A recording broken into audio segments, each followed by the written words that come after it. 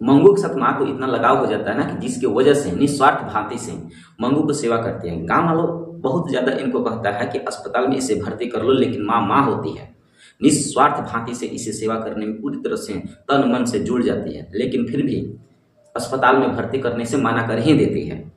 आइए बात करते हैं 10वीं क्लास के चैप्टर नंबर 3, जिसका नाम रहेगा माँ, और ढहते विश्वास के बाद तीसरा पाठ है। वर्णिका बिहार बोर्ड के लिए सबसे फेमस पुस्तकों में से एक माना जाता है और यहाँ से अच्छा खासा क्वेश्चन देखने को मिलता है।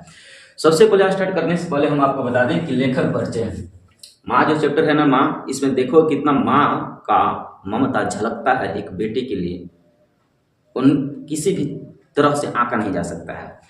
लेखक परिचय में बताया गया कि लेखक ईश्वर पेटलीकर साहब हैं, जो गुजराती भाषा में तो हालांकि लिखे हैं, लेकिन हम लोग हिंदी भाषा का आदमी है, तो हिंदी भाषा में कौन लिखा है इसके लिए नागर आए हैं। नागर मतलब गोपाल दास नागर। तो याद रखना इसके लेखक हैं ईश्वर पेटलीकर, जो गुजराती भाषा में लिखे हैं। इस कहानी को किस भाषा में लिखा गया है क्या बताओगे? इस कहानी को गुजराती भाषा में लिखा गया है। और गुजराती भाषा के लोकप्रिय ईश्वर पेटलीकर हुआ करते थे, ठीक है। इनके द्वारा 2 रचना किया गया, हालांकि 1 दर्जन से ऊपर रचना किया गया है। 1 दर्जन यहाँ लिखा हुआ है, इनके द्वारा दर्जनों से ऊपर रचना किया गया है, लेकिन जो सबसे फेमस है, जो बिहार बोर्ड में पूछा जाता है, वो 2 रचना है। ये खून की सगाई, इनका ये खून की सगाई क्या है तो बताओगे? कहानी है। खून की सगाई की विधा क्या है? कहानी है। और काला पानी क्या है? उपन्यास है। काला पानी क्या है? उपन्यास है। तो 2 रचना नाम याद रखो। और ईश्वर पेटलीकर इसका लेखक हैं और गुजराती भाषा का लेखक हैं। और दूसरा बात की इनके द्वारा दर्जनों पुस्तकें लिखा गया है, पुरस्कृत भी किया गया है, बहुप्रशंसीय भी हो चुके हैं। और इस पाठ का जो हिंदी में अनुवाद जो किए हैं गोपाल दास नागर किए हैं, और माँ से संकलित है। ये पाठ माँ पाठ न माँ से ही संकलित है। गुजराती भाषा में माँ एक बहुत फेमस उपन्यास होता है, कहानी उस कहानी के कुछ अंश इसमें लिखा गया था। माँ पाठ माँ से ही संकलित है, याद रखना। जैसे ढहते विश्वास उड़िया कहानियों से संकलित है, उसी प्रकार माँ से ही संकलित है। तो एक बार लेखक परिचय, ठीक है। किताब में इनके जन्म नहीं दिया है, इसलिए जन्म पूछने का भी जरूरत नहीं है। आगे देखोगे इस कहानी को बताने से पहले हम आपको बता दें कि इस कहानी में प्रमुख पात्र देखो तो माँ है। प्रमुख पात्र क्या है? माँ है। प्रमुख पात्र कौन है? माँ। और माँ के कुल कितनी संतानें हैं तो बताओगे? 4 गो। माँ के इस पाठ में माँ, पूरा पाठ में माँ विराजमान है। जहाँ देखो तो वहाँ माँ माँ माँ माँ ही आ रही है। तो इसका मतलब प्रमुख पात्र कौन होगी? माँ। माँ के कुल कितने संतानें? 4 गो। 2 भाई है, मतलब माँ के 2 पुत्र है, 2 पुत्र, जिन पुत्रों की शादी विवाह हो चुका है। और ये दोनों के दोनों शहर में जॉब लग गया है और दोनों शहर में रहता है। और इसकी जो पतोहिया है ना, पतोहिया कभी आती है कभी शहर में रहती है अपने लड़कन के साथ। तो दोनों पुत्र का शादी हो चुका है, बहू भी आ गई है घर में, और उसका लड़का फड़का भी हो गया, मतलब पोता भी है, माँ का पोता भी है, और शहर में रहता है। कभी पर्व त्योहार पर कभी घर पर आता है। जब घर पर आता है तो खुशियों का बौछार हो जाता है, बहुत ज़्यादा खुशी मिलता है। फिर से अगले दिन चले जाते हैं शहर में, जैसे पर्व त्योहार होता है वैसे आते हैं। तो ये हुआ 2 पुत्र। इसके बाद देखो तो एक कम्मू नाम की लड़की है जो जेठ है। 2 लड़की है 2 लड़का है। तो 2 लड़का तो शादी ब्याह होकर शहर में है, एक लड़कियां है कम्मू। तो इसका विवाह 14 साल में कर दिया गया था।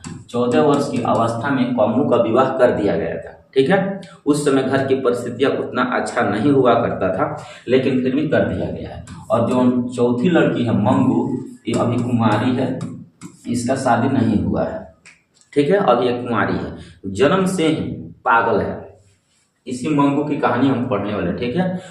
मंगू जन्म से ही क्या है बाबू? पागल है, जन्मजात पागल। और पागल के साथ देखो ना गूंगी भी थी।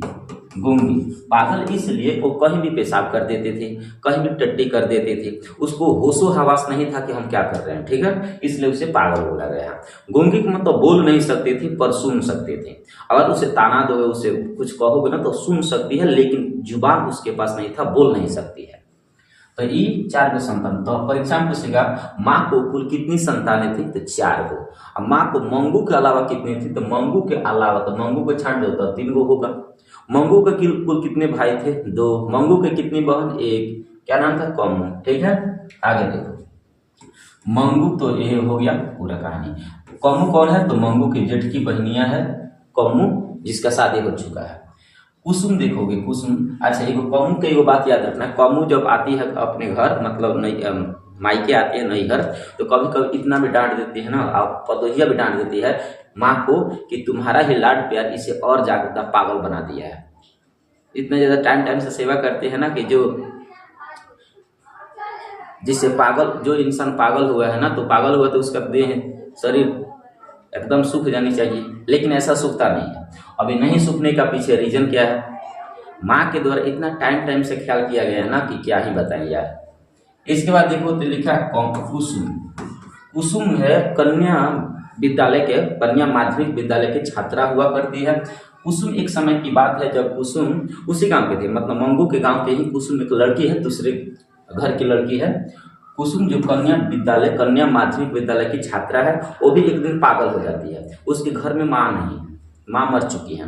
तो मंगू की माँ ये सोच रही है कि अगर कुसुम की माँ होती ना तो उसे भी अस्पताल में भर्ती नहीं होने देती, लेकिन कुसुम के घर वाले उसे अस्पताल में भर्ती करके अगले 3 महीना में ठीक ठाक करके चले आती है। ये कुसुम ठीक हो जाती है, ये भी पागल हो गई थी, लेकिन ये भी ठीक होकर 3 महीना में चली जाती है घर। ठीक है, 1 महीना में उसका कुछ परिवर्तन देखा गया, दूसरा महीना में और ठीक हो गई, तीसरा महीना में उसे हॉस्पिटल से हटा दिया गया। हॉस्पिटल से मतलब कि छुट्टी मिल गया। तो जैसे कुसुम घर आती है तो उसके बाद से उसे देखने के लिए पूरा गांव भर के लोग आ जाते हैं। उसमें सबसे आगे कौन थी, सबसे आगे देखो तो माँ थी, जो देखना चाह रहे थे कि कुसुम जो पागल हुई थी वो क्या सच में ठीक होकर आ गई थी। तो ऐसा सच में हुआ था घटना बाबू, कुसुम ठीक ठाक होकर चली आई थी। उस समय गांव के सभी लोग ये मिलजुल कर सोच रहे थे अगर मंगू को भी अस्पताल में भर्ती कर दिया जाए तो शायद ये भी ठीक हो सकती है। माँ को बहुत समझाते थे, लेकिन माँ पहले से ही हॉस्पिटल को क्या मानती थी, अस्पताल को गौशाला मानती थी। क्या मानती थी, गौशाला। वो सोचती है कि हम माँ होकर जब इसका रक्षा सुरक्षा नहीं कर सकते हैं तो हॉस्पिटल वालों को क्या पड़ा है। तो इसलिए हॉस्पिटल में माँ नहीं चाहती थी कि मंगू को हम हॉस्पिटल में पागल खाना में बंद करें। तो माँ हॉस्पिटल को क्या समझती थी, गौशाला, गायशाला, मतलब गाय रखने वाला एक प्रकार के कारखाना है। इसलिए भर्ती होने नहीं देती थी। इस बात को याद रखना। तो माँ मतलब हॉस्पिटल को क्या समझती थी, गौशाला समझती थी। इसके घर में 2 भाई हैं, दोनों भाई तो विदेश नहीं, बाहर शहर में रहते हैं। इसके बाद अगला कहानी देखो, कहानी कुछ यहाँ से शुरू होता है। देखो वो भी कहानी था, ये मत समझना वो कहानी नहीं है, वो भी कहानी है। देखो ध्यान से सुनो। एक समय की बात है जब माँ के द्वारा कई प्रकार के भाव उत्पन्न होता है कि हमारी बेटी कब सही होगी कब नहीं होगी, कई प्रकार के ख्याल आता रहता है। बीच बीच में क्या होता है, वैद्य ज्योतिष से भी हाथ दिखलवाती है, कभी कभी दावा भी कराती है, लेकिन किसी प्रकार के ठीक ठाक नहीं होता है। एक समय की बात है जब ज्योतिष आते हैं इनके द्वार पर और मंगू के हाथ दिखलवाया जाता है, तो पता चलता है, ज्योतिष बोल देता है ये तुम्हारी बेटी है ना मंगू, ये अगहन में ठीक हो जाएगी। अगहन महीना समझ, तो अगहन महीना समझ लेना। ज्योतिष क्या बोला है, अगहन माह में एकदम पूरी तरह से ठीक हो जाएगी। ज्योतिष बोला है, हाथ देखकर ज्योतिष बोल दिया है कि अगहन में एकदम पक्का ठीक हो जाएगी। और माँ को बहुत अच्छा लगा कि चलो बेटी अगहन में ठीक हो जाएगी। लेकिन अगहन में याद रखना, इसी अगहन में मंगू न 14 वर्ष की हो जाएगी। परीक्षा में पूछेगा अगहन में मंगू कितने वर्ष की हो जाएगी, तो बताओगे 14 वर्ष की। कितने वर्ष की, 14 वर्ष की। तो अगहन महीना माँ के लिए बहुत लाभदायक, बहुत पसंदीदा, बहुत आस्था वाला महीना था। क्योंकि अगहन महीना मानो माँ को विश्वास हो चुका था, जब ज्योतिष बोला है तो अगहन में तो पक्का ठीक हो जाएगी। बहुत ज्यादा अगहन महीना से माँ को लगाव हो गया था। क्यों, क्योंकि अगहन महीना में मंगू ठीक होने वाली है। ठीक है, आगे देखो, बात सही निकला। अगहन महीना जैसे आता है ना, तो मंगू अपने आप, जो लड़की पहले बेटे पर सुतले 1 नंबर कर देती थी, 2 नंबर कर देती थी, तो उसे दिन भर में 2 से 4 बार कपड़ा चेंज करना पड़ता था, फ्रॉक चेंज करना पड़ता था, बिस्तर का बिछावन चेंज करना पड़ता था। लेकिन वही लड़की अगहन महीना में अपने आप खड़ा होकर हौज में जाकर पेशाब करके आ जाती है फिर से। माँ के सामने पहली बार ऐसा घटना घटा था जिसमें मंगू अपने आप चलकर पेशाब करने गई थी। तो इसलिए माँ को बहुत ज्यादा आनंद आ रहा था कि एकदम ज्योतिष बाबा एकदम सही बोले थे, मेरी बेटी पहली बार गई थी अपने आप से उठकर हौज में पेशाब करने के लिए। बहुत ज्यादा आनंद आया। माँ खुश तो हो ही गई थी, मन में ये भी सोच रही थी कि अगर मंगू इस समय तक ठीक हो जाती तो हम कम्मू की तरह, क्योंकि कम्मू भी जब 14 साल की थी ना तो कम्मू का विवाह हुआ था, कम्मू मंगू के बहनिया के, उस समय ये भी अगर ठीक हो जाती है तो मंगू का भी 14 वर्ष की उम्र में हम शादी कर देते। लेकिन इस समय तो उस समय कम्मू के समय में तो घर द्वार उतना अच्छा नहीं था, लेकिन अब तो इसका भाई तो दूधू को बाहर कमा रहा है, पैसा की कहाँ कमी है, आराम से धूमधाम से शादी हो सकता है। इस सब मन में इसका ख्याल चल रहा है। फाइनली अगले दिन क्या होता है, मंगू जो एक दिन पहले जो अपने आप से उठकर पेशाब करने गई थी, अब वो क्या कर रही है, बिछौने पर फिर से मार देती है, 1 नंबर 2 नंबर कर देती है। तो माँ समझाती है नहीं बेटा ऐसा नहीं करनी चाहिए, उठकर जाकर तुरंत जैसे कल की थी ना हौज में जाकर, तो अपने मन से जाकर करनी चाहिए। मंगू को माँ समझाती है, लेकिन फिर से मंगू पुरन के जमाना में फिर से आ जाता है, पुरन के ख्याल में आ जाती है।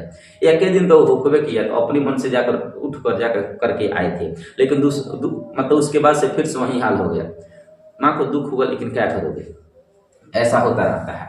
अब देखो उसी समय क्या होता है, कुसुम पागल हो जाती है, उसी मतलब आसपास में कुसुम पागल हो जाती है, कारखाना में जाती है, कामना कारखाना पागल खाना में जाती है, 3 महीने में ठीक होकर आ जाती है घर।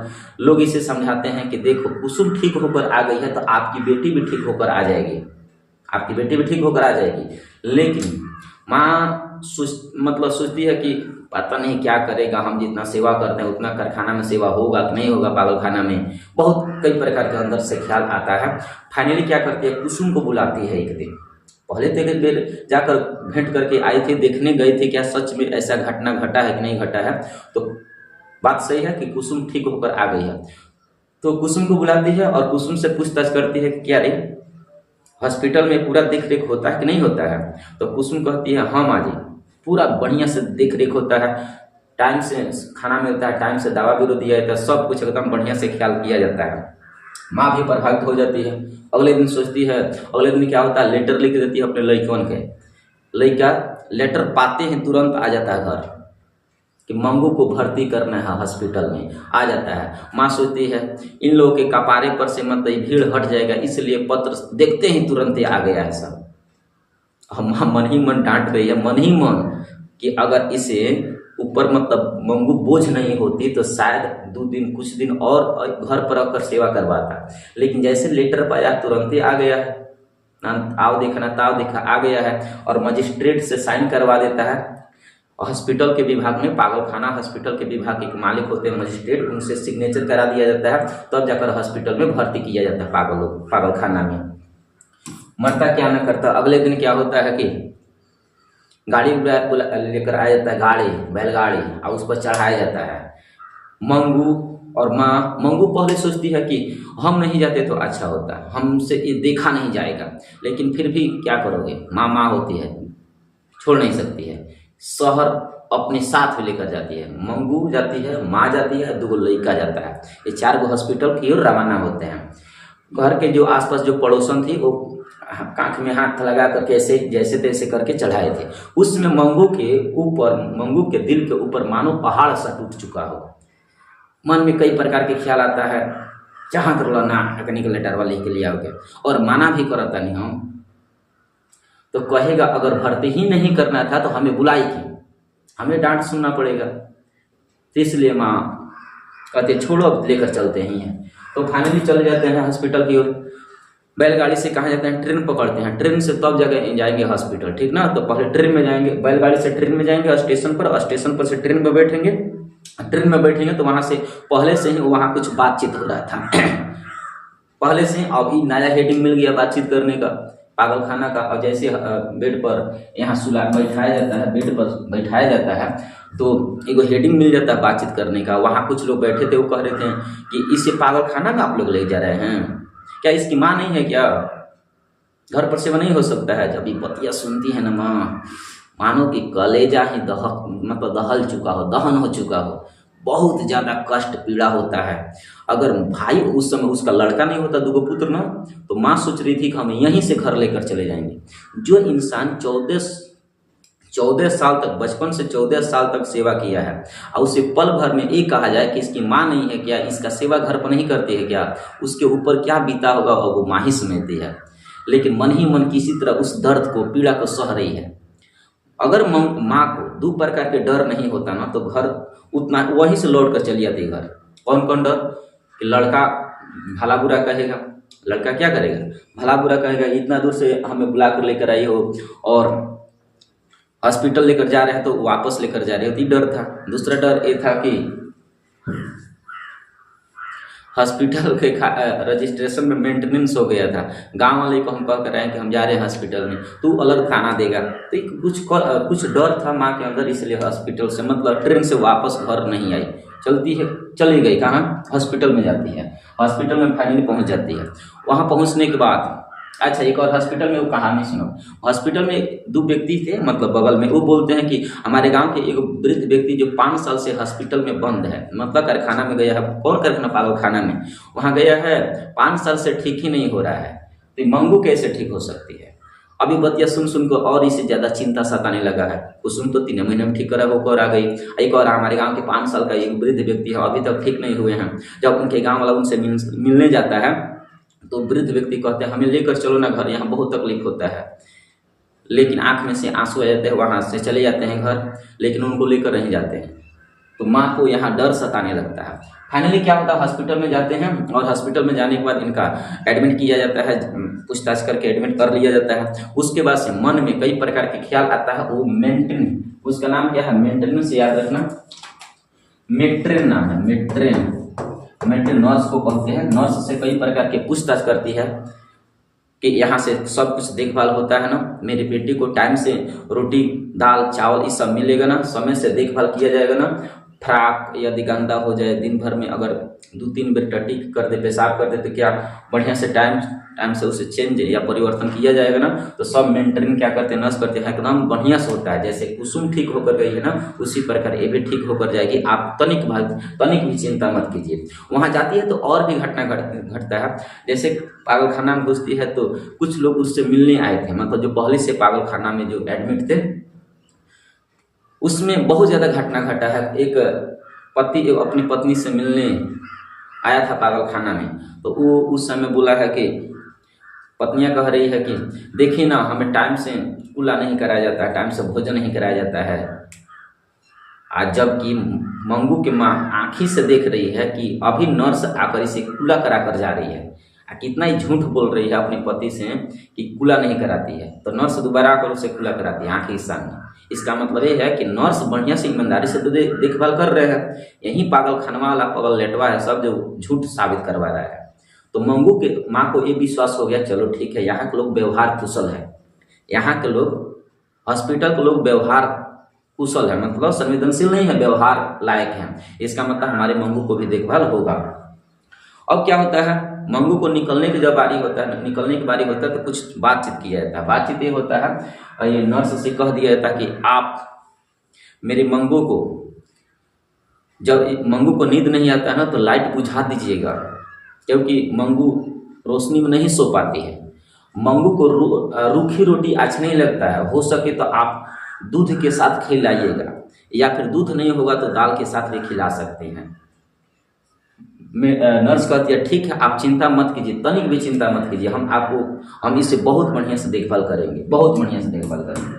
फाइनली क्या होता है? आगे अगले दिन जाते हैं, वहाँ से निकलते हैं, ट्रेन मतलब हॉस्पिटल से बाहर आते हैं, फिर से ट्रेन पकड़ते हैं और घर आते हैं।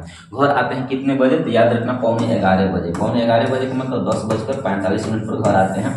याद रखना 11:45 बजे घर आते हैं। पड़ोसन उस समय जगी थी, खाना लेकर आई और बेटा को, मतलब माँ के बेटा को और माँ को भोजन दी, लेकिन वो खाने से मना कर दी, क्योंकि उस समय उनके ऊपर आफत विपद आया था। ऐसा लग रहा था कि शोक उनके ऊपर आ चुका हो। क्यों ना यार, हो सकता है कि इतना ज़्यादा दर्द होगा। जो मंगू 14 साल से विदा हो रही है, कहीं ना कहीं दर्द तो होगा माँ के अंदर। माँ रो रही थी, बिलख रही थी, चीख रही थी, खटिया पर बैठी थी, खटिया के पोगों पर अपना कपार ऐसे मार रही थी, कपार मार रही थी और चीख रही थी, चिल्ला रही थी, सिसकियाँ आ रही थी। उसी के बगल में आटा चक्की का आवाज़, मधुर आवाज़ निकल रहा था, एकदम चीखने चिल्लाने का आवाज़ निकल रहा था। आटा चक्की का आवाज़ निकल रहा था। उसी चक्की के साथ देखोगे तो जैसे मधुर आवाज़ में निकलता है, ये भी धीरे धीरे अपने कपाल को पटिया पर ऐसे पिट रही है। पिटते पिटते एक समय आता है, अगले सिसकिया में क्या होता है, उसी समय आधा घंटा के अंदर में तो ये पिट रही है। अगले सुबह में क्या होता है कि मंगू चिल्लाने लगती है, देखो रे देखो, मेरे मंगू को कोई मार रहा है, ऐसे चिल्लाते चिल्लाते दौड़ने शुरू कर देती है। और जैसे दौड़ना शुरू करती है, चिल्ला रही है कि मेरे मंगू को मार रहा है। बेटा तुरंत उठ जाता है, मंगू के माँ के पीछे दौड़ने लगता है। गाँव वाले भी मतलब सुनते हैं तो भी इसके पीछे दौड़ जाते हैं। माँ भी मंगू के श्रेणी में शामिल हो जाती है। माँ भी क्या हो जाती है, पागल हो जाती है। अपनी बेटी के याद में माँ भी पागल हो जाती है। इस प्रकार पाठ हो जाता है खत्म। तो ऑब्जेक्टिव सब्जेक्टिव यहाँ से बन जाएगा। मिलते हैं अगले वीडियो में ऑब्जेक्टिव सब्जेक्टिव बताने के लिए। Okay, thank you.